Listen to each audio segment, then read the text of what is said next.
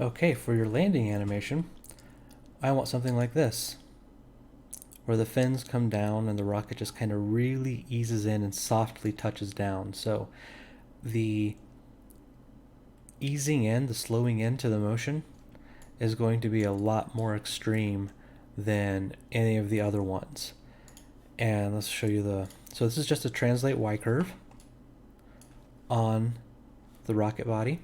I also added a little bit of motion to the z-axis. I'm gonna go ahead and delete that. That's a little weird. And you see how the keyframes kind of like they flow nice and easy there? I'm gonna fix this one here right for you so that you can see how that's done. So what I don't like is this. This looks good. I like how this comes in. It makes a nice curve, a nice arc. But this comes down and there's a flat edge to that there. So I'm going to select that. And this is not a broken keyframe at all.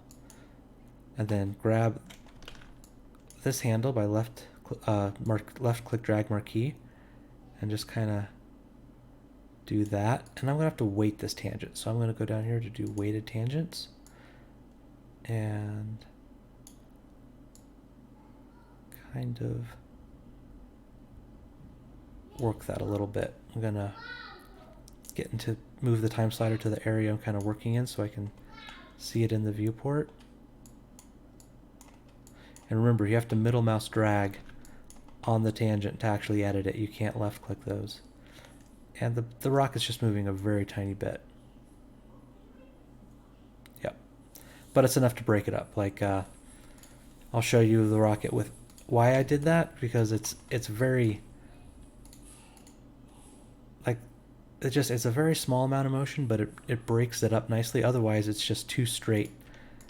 The computer does straight lines so perfectly that they draw your eye to it immediately and you notice something wrong. So I'm going to delete the translate X and translate Y to show you why I put those in there. So once again, just like in the delete keyframe little video, I select the two channels I want to delete, draw a marquee around the keyframes, and press the delete key.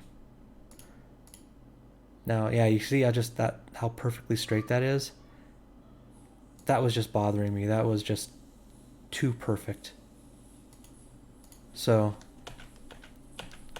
I added in just a little bit of wobble.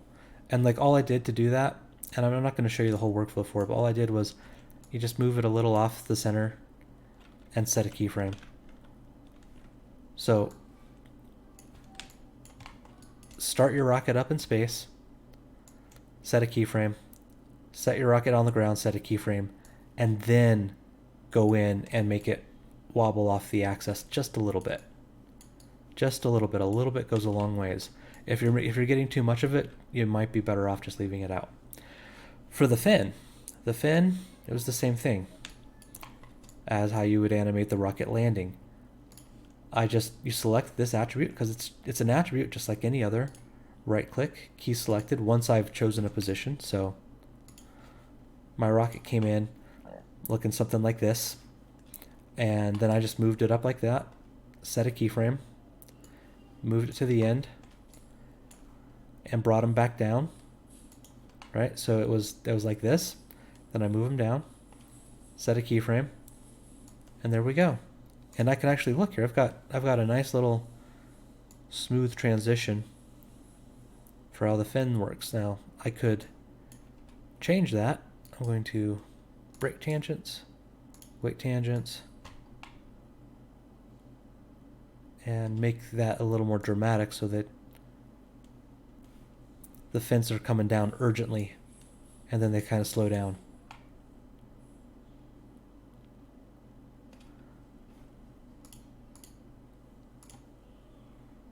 Yep, that's actually kind of nice. But you see how the fins being all the way down before the rocket lands, it looks a little artificial, so it was looking better before. So I'm going to take some of that, add some of that motion so they come down not quite as smoothly. There. Just like that. And once again for this, I want you to pick a good camera angle. So you can see if there's my landing camera there. You can make another camera if you want for your play blast. So let's do that real fast. Let's create a camera. And I'm not going to do an aim on this one, just a regular old camera. We'll call this the landing camera. And I'm going to set my perspective to the landing camera. And I'm in the landing camera right now. So I just kind of navigate out. Okay, I was underneath the world. There's my rocket ship. I'm going to select the rocket, press F to frame it.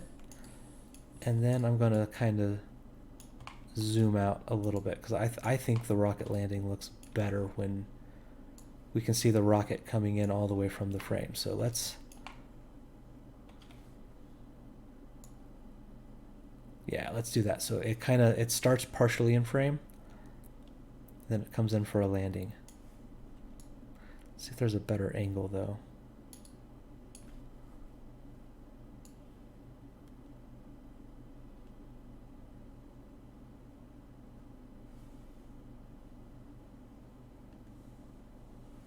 All right, I want you guys to spend a lot of time and care picking your camera angles.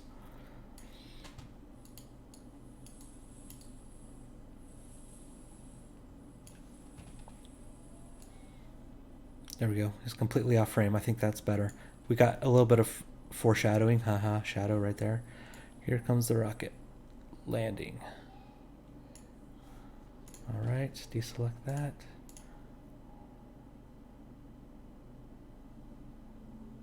And there it is. And if you want to get all these lines and stuff out of here, just do show none, show polygons, and that will hide everything that's not a polygon. Only do that for your renders though, because it's nice being able to see that stuff in the scene. To get that stuff back, just do show all. So show none, show polygons, and then show all as the default. All right, I look forward to seeing how you guys do on this homework. I know that this is kind of kicking the little birdies out of the nest a little bit, but I think it's a very important step in learning. I am always available for questions. I'll subscribe to the thread, and hopefully that will be forwarding the emails, but please help each other. I count it as part of your participation grade when I see you guys helping each other on the forums and asking questions and all that. So there's no reason to not ask a question, and there's even less of a reason to not answer a question. If you see a question and you know the answer, please answer it. It's a very important process, a very important part of the learning process to help your peers. So please help each other.